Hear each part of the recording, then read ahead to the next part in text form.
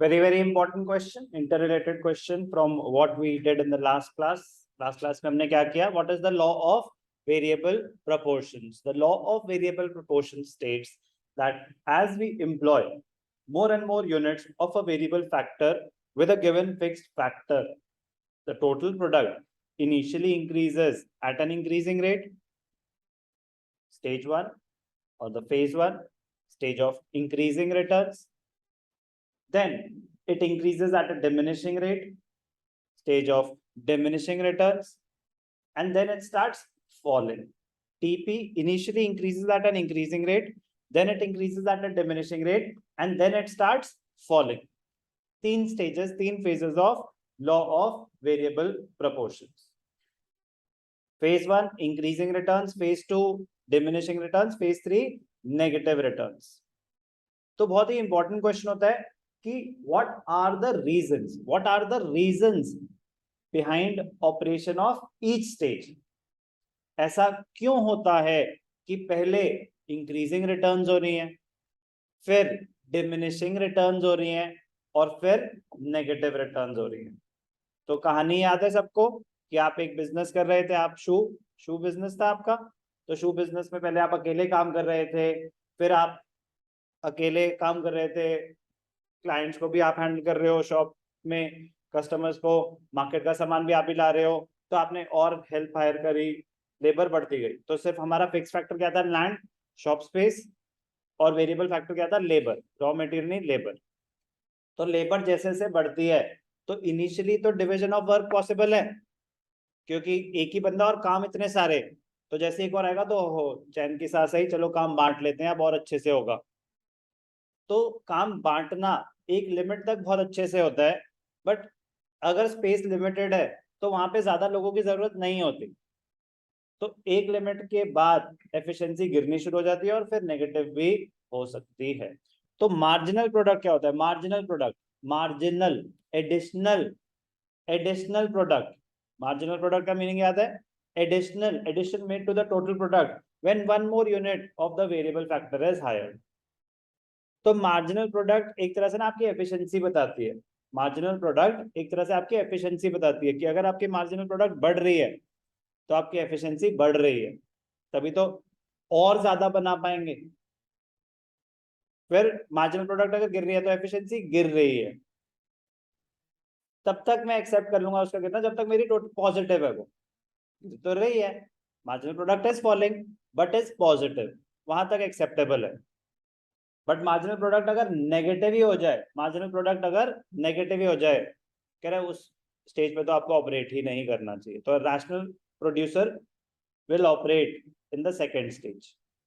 He will not like to operate either in the first stage or the third stage. First stage में तो वो इसलिए नहीं रुक रहा, कह रहा अभी तो और कमा सकता हूँ ना, क्यों रुक जाऊं? Why should I stop if there is more potential? Stage 3 में तो नुकसान हो रहा है, तो ना मैं नुकसान में काम करना चाहूंगा और ना मैं उस स्टेज में काम करना चाहूंगा जहां मुझे दिख रहा है कि और बेटर हो सकता है. जब लेंगे हाँ ये बेस्ट है, इसके बाद तो नुकसान ही है, वहां रुक जाओ. सर लेकिन फिर वहां पे बेस्ट क्यों नहीं था जहां मार्जिनल प्रोडक्ट मैक्सिमम था? डाउट आ सकता है कि मार्जिनल प्रोडक्ट जब मैक्सिमम था, मार्जिनल प्रोडक्ट बढ़ती जा रही है, TP is increasing at an increasing rate, मैं वहीं क्यों नहीं रुक गया? ध्यान से देखेंगे कहाँ की बात हो रही है. ये जो स्टेज है पॉइंट ऑफ इन्फ्लेक्शन, जहां पे आपका मार्जिनल प्रोडक्ट मैक्सिमम है, यहीं क्यों नहीं रुक गया मैं? क्योंकि इसके बाद तो मेरी एडिशनल एक और बंदा हायर कर रहा हूं तो उससे कम बन रहा है, पिछले से ज्यादा था. एक बंदा हायर करा उससे 10 यूनिट्स आई, नेक्स्ट बंदा हायर किया आप 8 और बना पा रहे हैं, कम बना पा रहे हैं, उतना ही रुक जाते, तो फिर क्यों हायर करा? प्रॉफिट वर्ड तो है दिख ही नहीं सकता क्योंकि मुझे पता ही नहीं कॉस्ट क्या है. तो प्रॉफिट वर्ड नहीं, टोटल प्रोडक्ट, मेरा आउटपुट, ऐसे वर्ड यूज करना है जो वो अभी यूज कर रहे हैं हम. कॉस्ट अभी हमें पता ही नहीं, क्या पता मैं पहले ही नुकसान पे ऑपरेट कर रहा हूँ, तो वो तो मुझे पता ही नहीं कि इसकी कॉस्ट क्या है, इसका सेलिंग प्राइस क्या है, तो मैं प्रॉफिट की तो बात नहीं करता. तो ऐसे बोलेंगे मतलब आउटपुट बढ़ सकता है, ठीक है ना, कर सकते हैं उसको फर्दर एक्सप्लेन करना. अगर यूज द वर्ड प्रॉफिट तो उसको फर्दर एलैबोरेट करना पड़ेगा. There is scope of increasing the production. Output बढ़ सकता है। तो अब वो एक जनरल स्टेटमेंट होती है कि higher the output higher would be the profit. कोई डाउट? कह रहा ठीक है, मार्जिनल प्रोडक्ट गिर रही है, टोटल प्रोडक्ट तो अभी भी बढ़ रही है, टोटल प्रोडक्ट। ओके, ठीक है, सही है। तो इंटरेस्टिंग पोर्शन, दिमाग लगाने वाला portion, what are the reasons for law of variable proportion. इस पे अलग से क्वेश्चन आ सकता है। अभी तक तो आपने सुना था कि हाँ बिहेव कैसे करता है टीपीएमपी, रीजन पे ज्यादा बातें नहीं हुई थी, पूरी डेडिकेशन है उस पे, मतलब कॉन्सेप्ट है important. What are the reasons?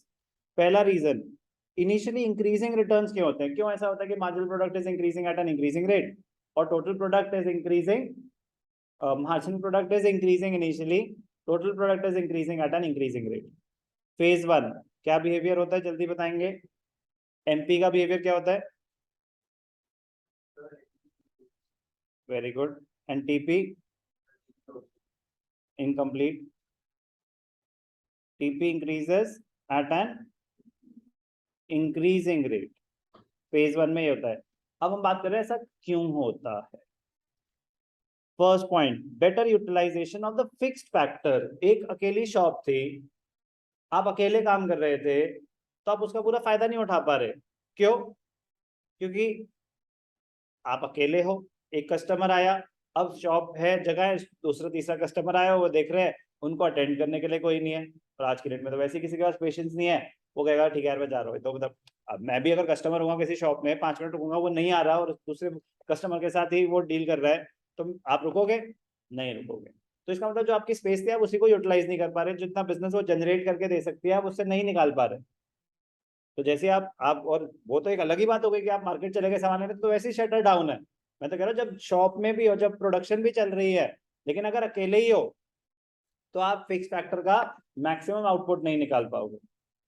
So as we employ more and more units of the variable factor, the fixed factor is better utilized. The fixed factor is better utilized. In the first phase, the supply of the fixed factor, say land, is too large, whereas variable factors are too few. So the fixed factor is not fully utilized. Fixed factor बड़ा है और variable factor कम है, ठीक ही तो है।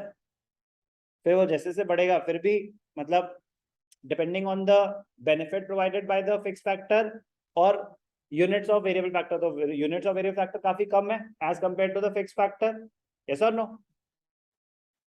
So the fixed factor is not fully utilized.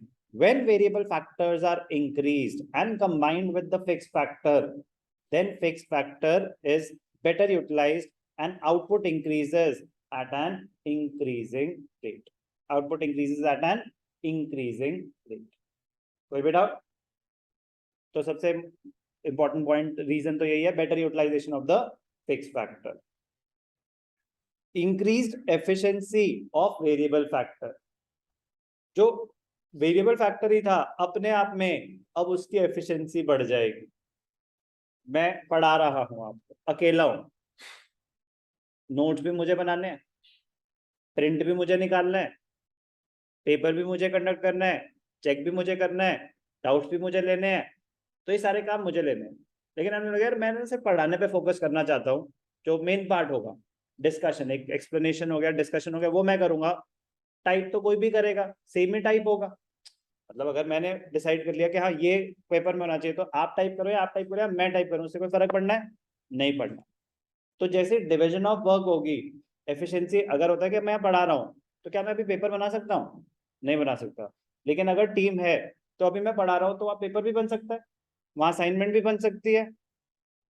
तो मेरी अपने आप की मेरी एफिशिएंसी बढ़ेगी या कम होगी? क्यों? क्योंकि अब मुझे सिर्फ पढ़ाने पे फोकस करना है, तो पढ़ाने के आइडियाज बेटर हो सकते हैं, एक्सप्लेनेशन बेटर हो सकती है। लेकिन अगर पढ़ाना भी मुझे है, पेपर भी मुझे बनाने हैं, नोट भी मुझे बनाने हैं, तो कहीं ना कहीं अपने दिमाग में डिवाइड कर लिया आपने बहुत सारी चीजें, तो एक चीज के लिए कम बचा है, आपके टाइम कम बचा हुआ है, और ऑब्वियसली मेंटल एनर्जी भी लिमिटेड होती है ना। एक टाइम पे 10 काम करो या एक टाइम पे एक काम करो, एफिशिएंसी में कोई फर्क होता है? तो एफिशिएंसी बढ़ जाती है। सेम बंदों की एफिशिएंसी बढ़ जाती है अगर डिवीजन ऑफ वर्क अच्छे से हो जाए तो। When variable factors are increased and combined with the fixed factor, then the former is utilized in more efficient manner. तो जो इकलौता बंदा था अब वो और efficiently काम कर पाएगा. At the same time, there is greater cooperation and high degree of specialization between different units of the variable factor. यहाँ पे keyword क्या है? Due to division of labor. Division of labor, division of work. High degree of specialization. अब अगर मैं सिर्फ पढ़ाने पे फोकस करूंगा तो पढ़ाने में मैं बहुत अच्छा हो जाऊंगा, और जो मेरा टीम मेंबर है अगर वो सिर्फ पेपर बनाने पे फोकस करेगा तो वो पेपर बनाने में बहुत अच्छा हो जाएगा, हो सकता है मेरे से भी अच्छा हो जाएगा, उसकी स्पीड और फास्ट हो जाएगी, क्योंकि मैं वो काम डेली नहीं कर रहा, वो काम डेली कर रहा। तो हाई डिग्री सबकी एफिशिएंसी एनहांस हो जाती है। Clear? Indivisibility of fixed factor, indivisibility of fixed factor. अब एक लैंड है, आप अकेले हो तो क्या उसको काट सकते हो कि चलो अभी तो मैं अकेला हूं तो इसको हाफ ही यूज करूं? कह रहा है land is a fix factor, आप 1 यूनिट बनाओ या 100 यूनिट बनाओ, अगर कॉस्ट इन्वॉल्व रेंट है तो रेंट सेम ही रहेगा। यस और नो? तो फिक्स फैक्टर इज इनडिविजिबल, मतलब अगर आपको लेवल ऑफ आउटपुट कम करना है तो आप फिक्स फैक्टर को कम यूज नहीं कर सकते, कॉस्ट उतनी इन्वॉल्व होगी। On the other hand raw material है, जितने टेबल बनाने उतनी लकड़ी चाहिए, जितने कपड़े बनाने उतने ही क्लॉथ चाहिए। तो raw material is a divisible factor, variable factors are divisible, fixed factor is indivisible। इस लाइन का मतलब समझ आया? Generally the fixed factors which are combined with the variable factors are indivisible. Such factors cannot be divided into smaller units. Once an investment is made in an indivisible fixed factor, एक बार आपने land ले ली, purchase कर ली, तो एक वो भी fix investment है, rent पे ले ली तो भी वो फिक्स इन्वेस्टमेंट है। It is irrelevant at what capacity you are operating, fixed cost will remain the same, fixed cost will remain the same। अगर मेरा ये रेंट पे है, मैं 1 बच्चे पढ़ाऊं या 20 बच्चे पढ़ाऊं, रेंट चेंज होगा क्या? तो fixed cost remains the same, indivisibility of the fixed factor। The increasing returns apply as long as optimum level of combination between the variable and fixed factor is achieved। कोई doubt? Reasons for increasing returns to a fixed factor. Number 1, most important, better utilization of the fixed factor. Number 2, increased efficiency of the variable factor due to division of labor. Third, indivisibility of fixed factor. Stage of increasing returns. Phase of increasing returns. Phase 2, reasons for diminishing returns। कह रहा है अब इतना ही अच्छा हो रहा था तो ये अच्छा ही क्यों नहीं होता गया? ऐसा क्यों हुआ कि एक टाइम के बाद फायदे की जगह नुकसान होना शुरू हो गया? The main reasons for occurrence of diminishing or decreasing returns to a factor are optimum combination of factors। optimum combination होता है कि मतलब best possible combination। combination मतलब 1 unit of variable factor, 1 unit of fixed factor, this is a combination। 2 units of variable factor, 1 unit of fixed, 3 1 4 1 variable proportion. तो variable factor change होता जा रहा है, कह रहे हैं इनमें से एक रेशियो ऑप्टिमम होगा, best possible scenario. Among the different combinations, combination समझ गया, वेरिएबल फैक्टर और फिक्स फैक्टर का जो रेशियो है। Among the different combinations between the variable and fix factor there is one optimum combination at which the total product is maximum. Optimum combination where marginal product is 0, TP is maximum। After making optimum use of the fixed factor, the marginal return begins to diminish। For example, if machinery is at its optimum value when 4 laborers are employed, then addition to 1 more labor will increase the TP by very less amount and MP will start diminishing। तो उन्होंने basically ये कह दिया कि mix कर दी दो बातें, क्योंकि यहाँ पे इन्होंने क्या लिख दिया, at which the TP is maximum। optimum combination क्या ले लिया, at which the TP is maximum। तो TP is maximum, तो stage 2 का end हो गया। yes or no? फिर लेकिन नीचे बात करी, after making optimum use of fixed factor, the marginal product starts diminishing but remains positive। yes or no?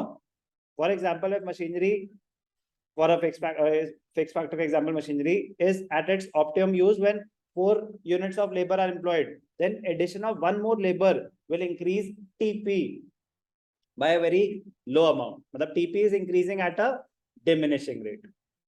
तो best possible explanation क्या होगी?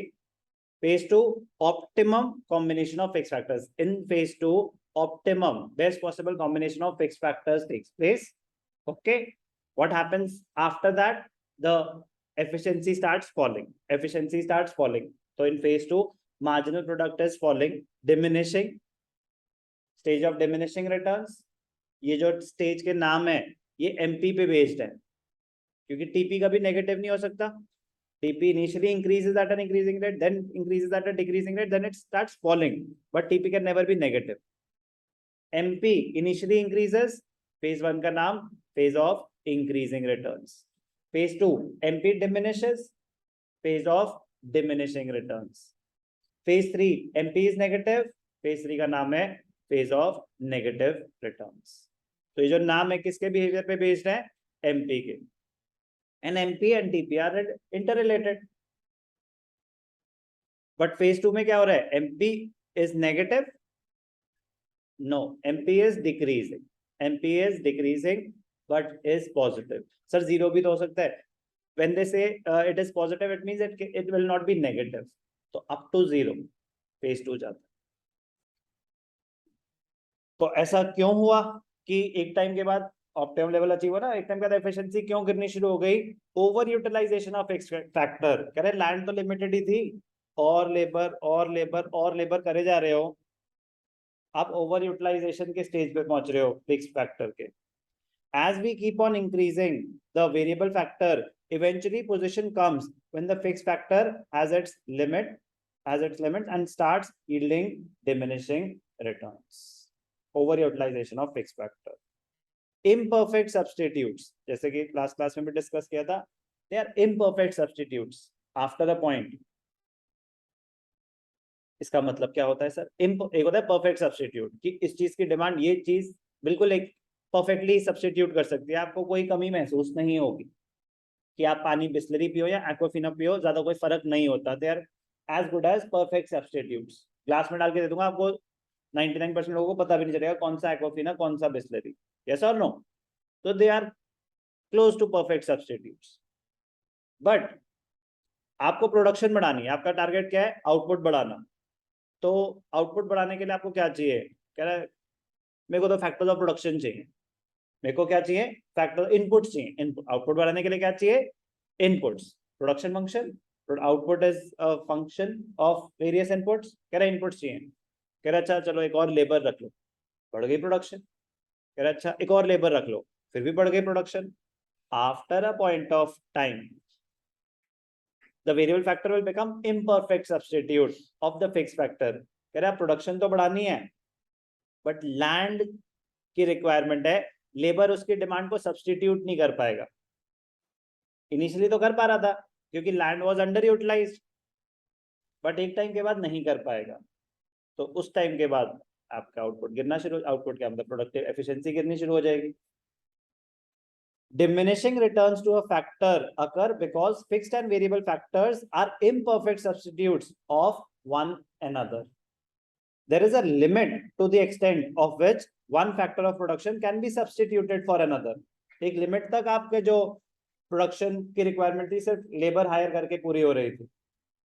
For example labour can be substituted in place of capital, और capital can be substituted in place of labour till a particular limit, but beyond the optimum limit they become imperfect substitutes of one another, which leads to diminishing returns.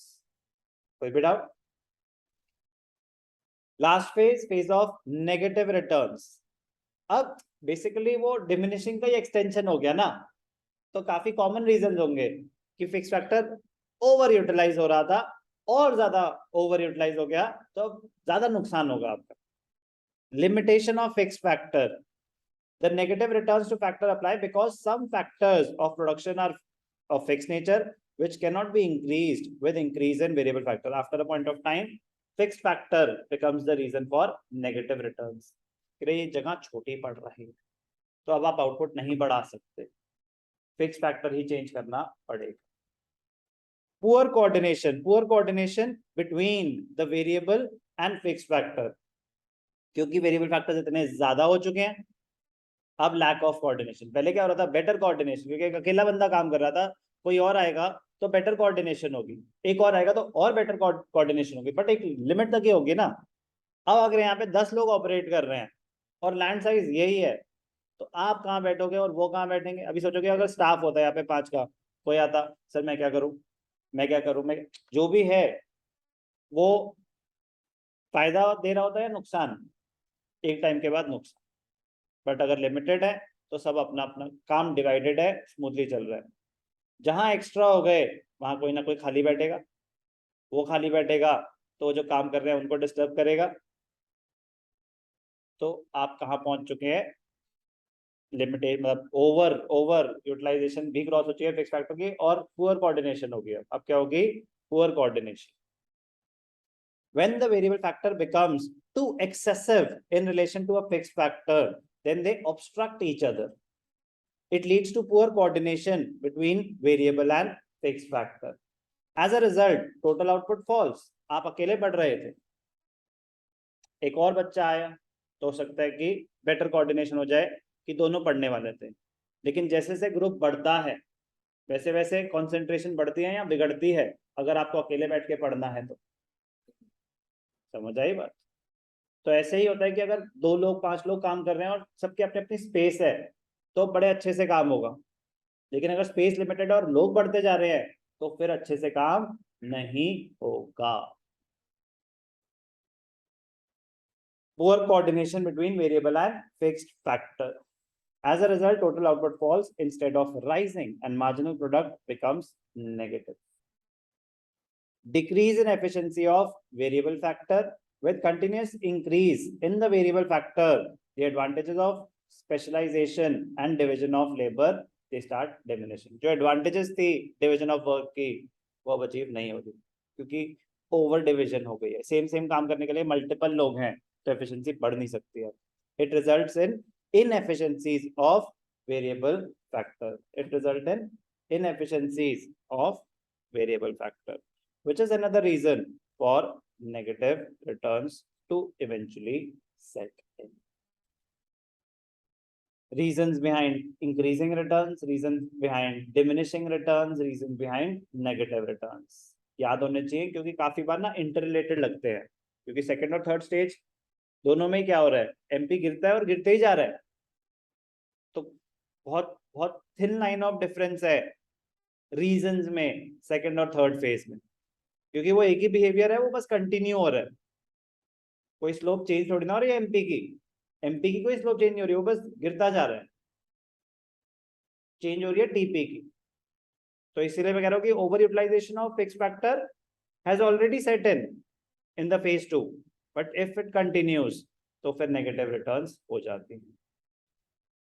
So what are the reasons? Very, very important question.